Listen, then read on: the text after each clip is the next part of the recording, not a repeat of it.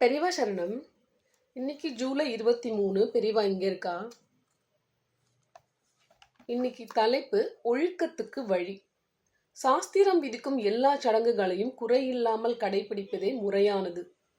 என்னென்ன கர்மங்களை எப்படி செய்ய வேண்டும் என்பதை ஒருவன் கவனத்துடன் புரிந்து கொண்டு செய்யும் போது அவன் மனம் ஒருமுகப்படுகிறது.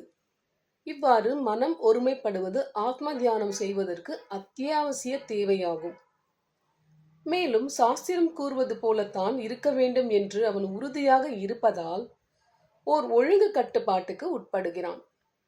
சாஸ்திரப்படி நடப்பது வைராக்கியம் அடைவதற்கு துணை புரிகிறது. எத்தனை கஷ்டங்கள் இருந்தாலும் குறையில்லாமல் சாஸ்திரப்படி சடங்குகளை செய்யும் பொழுது சங்கல்ப பலமும், தட் இஸ் வில் பவர், உண்டாகிறது. சொந்த கருத்து இல்லாமல் சாஸ்திரம் சொல்வதே வழி என்று இருப்பதால் அடக்கம், எளிமை எல்லாம் உண்டாகின்றன. மன ஒருமைப்பாடு, கட்டுப்பாடு, வைராக்கியம், சங்கல்ப பலம், அடக்கம், இத்தனை நல்ல விஷயங்கள் உண்டாகின்றன.